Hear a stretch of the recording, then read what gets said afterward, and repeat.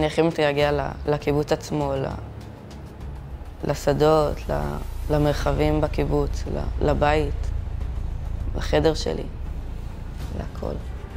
אחרי אותה שבת נוראה, הבנו שהמציאות הולכת להשתנות, מקצה לקצה ולהרבה זמן.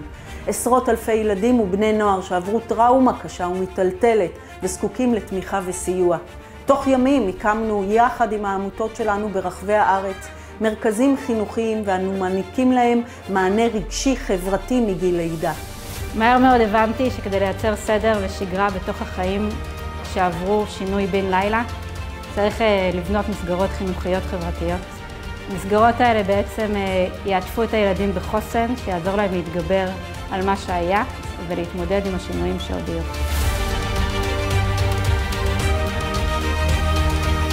המטרה שלנו כארגון זה לייצר בתוך כל הכאוס הזה איזשהו שביב קטן של ודאות, איזושהי מסגרת, איזושהי הפגה לילדים, להורים, באמת להקשיב לרגע לצרכים ולתת להם את המענה הנכון והמדויק ביותר.